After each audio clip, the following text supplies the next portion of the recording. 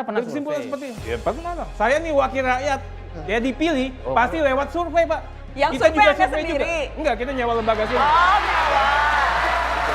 Tapi kita paham. Oh, Enggak, nyewa kita juga. Mbak Nana gini ya. Jadi bukan Anda Mbak Nana. sendiri. Tapi kita paham kan pertanyaannya Anda Oh paham. iya, Kami DPR paham segala Ya bukan hal. Anda aja Kita yang tahu paham. DPR paham segala hal. Mbak Nana. Baik. Iya.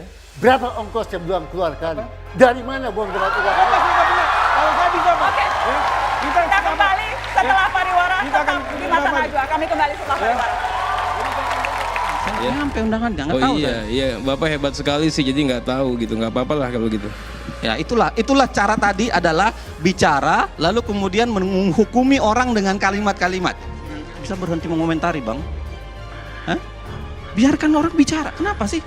Ya, Tidak saya- satu pun kata saya keluar Ya. ketika Anda ngomong. Saya minta.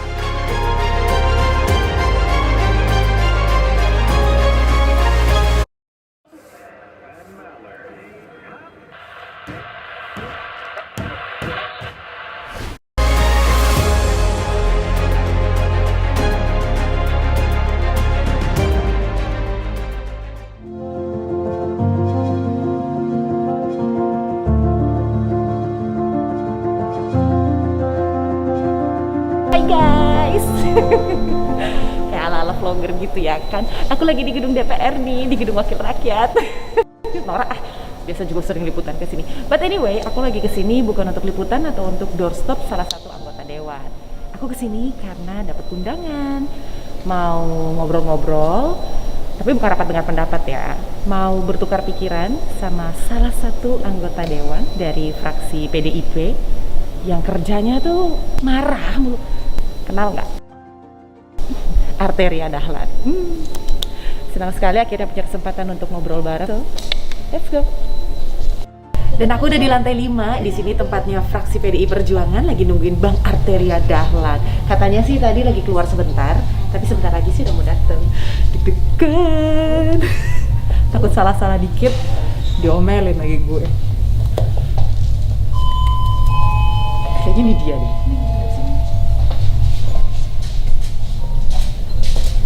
Waduh. Hai Bang. Assalamualaikum. Selamat sore. Selamat sore Bang, thank you ya waktunya. Habis dari mana tadi Bang? Dari fraksi dari atas. Ini kita ke kanan, ke kiri, aku tersesat nih Bang. Kita kesini dulu. Oh, ini keren ya Bang ya? Ini kita baru direnov, tapi sebagus-bagusnya yang direnov sama DPR pastinya minimalis, karena kan DPR yang paling peka sama rakyat. Jadi kita pakai yang ya sesederhana mungkin tapi kelihatannya bagus. Tapi ini oke sih. Lumayan lah. Lumayan oke. Tadi aku ke WC aja nyasar Bang, 3 kali muter-muter. Bang Arteria, sibuk apa aja sekarang? Kita ini banyak kerjaan tapi ada masalah lagi di lockdown. Jadi sebagian kerja di rumah, sebagian seperti saya ini ya jadi jagain gawang jadi di kantor. Itu apalagi besok mau ada rapat paripurna. Oh gitu. Rapat paripurna sama tadi sempat turun ke lapangan. Iya. Aku tuh kalau misalnya ngelihat Bang Arteria di TV kan kerjanya ngomel-ngomel mulu. Ini ntar kalau aku ada kesalahan sedikit jadi marah-marahin ya Iya, Bang. saya diem aja Emang- ngomel kok, ini gimana? Emang hobi ngomel Bang. Kalau ini semuanya itu ruangan Lantai 5, 6, 7, 8 full PDI Perjuangan. Oke. Lantai 4 setengahnya kita berbagi karena kami punya 128 anggota DPR. banyak ya. Terbanyak. Mudah-mudahan periode besok 150 lah. Berarti sekarang kalau misalnya lagi lockdown kayak gini yang dikerjain apa aja? Kalau orang politik itu nggak ada kerjaan. Jadi kalau kita nggak ada kerjaan di DPR, kerjaan-kerjaan di partai. Nggak ada kerjaan-kerjaan di partai, kerjaan-kerjaan di dapil. Jadi kerjaannya banyak aja tergantung kita mau bekerja atau tidak. Dan mudah-mudahan kalau kami ya kan terukur di partai, jadi memang harus bekerja. Porsinya itu sudah ditargetkan, jadi selalu ada pekerjaan walaupun tidak ada di lockdown ataupun tidak. Jadi setiap hari selalu Hari ada. ini aja kita ada rakerda PDI Perjuangan di Jawa Timur. Kemudian juga ada beberapa acara konsolidasi partai. Komisi 3 juga sedang mengatur persiapan tatkala memang lockdown ini akan betul-betul panjang. Jadi memang harus ada kerja-kerja yang lebih efektif tanpa harus bersentuhan dengan kantor DPR ini. Lagi kita pikirin nih. Jadi mudah-mudahan rakyat bisa menerima manfaatnya nanti. Ini kalau ke ruangan abang yang mana nih? Boleh Saya kan? ruangannya paling pojok di lantai 5. Lurus ke kanan? Ke kanan. Ke kanan. Tapi ya masih dalam renovasi, mohon dimaklumi nih Mbak. Tapi ini terus oke loh. Oh, pikir ke DPR berapa lagi? 2-3 tahun lalu 3 kayaknya. tahun ya. Ini belum sebagus ini. Ini udah oke sih. Iya bagus karena kan kalau Mbak Puan itu orangnya jelimet, Ibu Ketua DPR yang baru ini, jadi Gitu ya, harus rapi, harus Detail bersih. ya. Kemudian juga yang kerja itu ya tahulah bahwa ini tidak hanya kantor tapi rumahnya sendiri, jadi harus dijaga. Emang sentuhan wanita tuh. Sentuhan beda. wanitanya kelihatan sekali. Ibu Puan, boleh lo mampir ke sini nanti ngajarin sentuhan-sentuhan pekerjaan.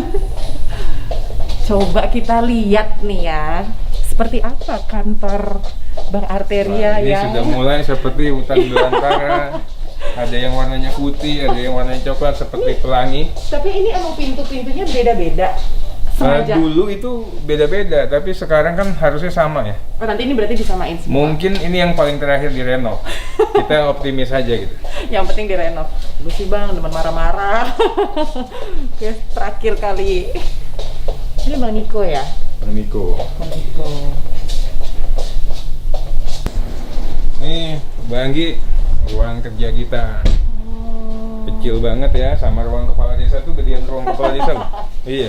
Tapi dibilang DPR paling mewah, paling tajir. Waduh.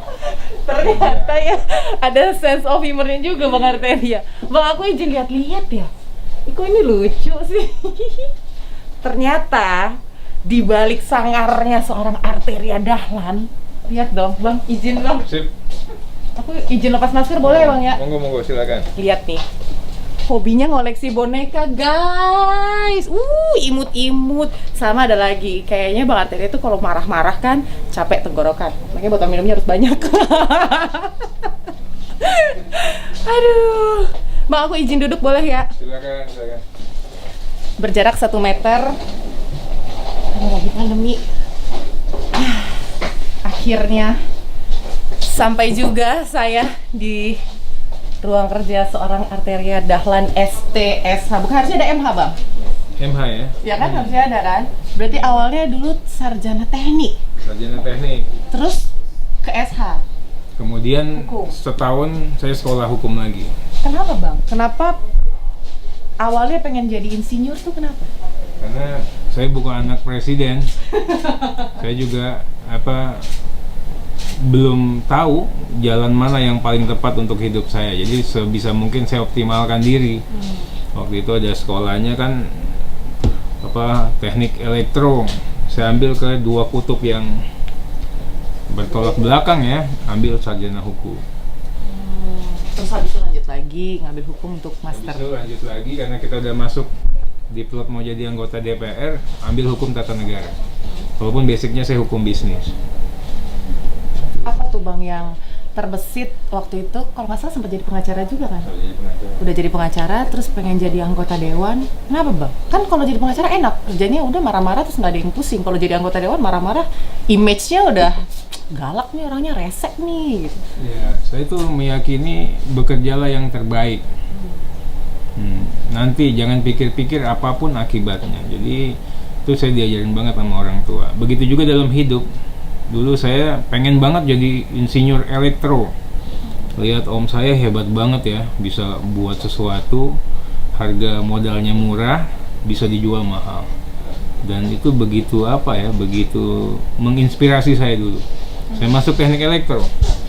Kemudian selang berikutnya saya sekolah hukum.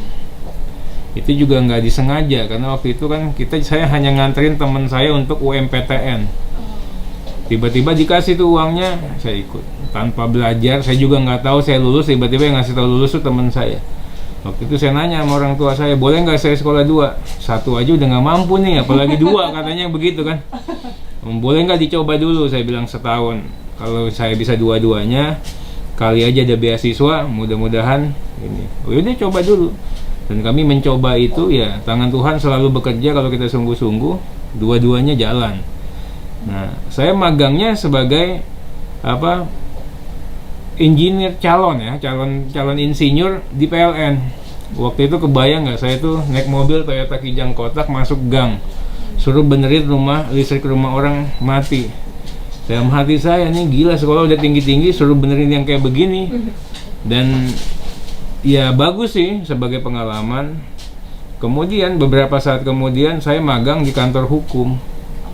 Itu udah kayak bumi sama langit dari sisi gaji, kenyamanan dan sebagainya. Akhirnya saya bicara sama orang tua, saya mau jadi pengacara aja. Kalau jadi pengacara itu kan salah satu profesi yang mandiri ya, di samping dokter dan akuntan. Jadi kita nggak tergantung sama orang. Nah, mudah-mudahan ya kalau kita memang bisa tekun dan bekerja dengan baik, kita bisa berhasil. Ya alhamdulillah kemarin saya punya kantor hukum dan kemudian masuk jadi politisi deh sekarang. Kenapa Bang? Tergerak untuk menjadi politisi? Kalau kita pengacara, kita bantu orang, even yang pro bono sekalipun. Tapi kita bantu orang, kita bantu klien, kelompok orang maksimal. Tapi kalau kita jadi politisi, ya kita yang di parlemen ini, kita sekali gerak yang kita bantu itu 270 juta. Jadi masifnya luar biasa. Jadi memang begitu efektif kerja-kerja yang ada di parlemen kalau memang kita kerjanya serius. Jadi saya memang dari hatinya pengennya nolong orang ya? Iya. Dari hatinya kepengen nolong orang. Kita kan harus bermanfaat bagi sesama. Saya anak tunggal, saya harus punya itikat sama ayah ibu, saya bilang saya harus membuat kenangan kebangsaan. Jadi kita coba. Bang Arteria lebih dekat ke ibu. Ke ibu. Bapak tapi masih ada? Pada almarhum. Udah almarhum. Kenapa kan makanya Bang Arteria lebih ke ibu. Ke ibu. Pantesan ini kayaknya dekat banget sama Ibu Mega ya tuh. Oh, foto-fotonya mesra sekali. Ibu Mega mau nggak mampir ke saya? Boleh dong Bang dikenalin ke Ibu Mega biar mau ngobrol-ngobrol. Itu orang yang sangat luar biasa lah.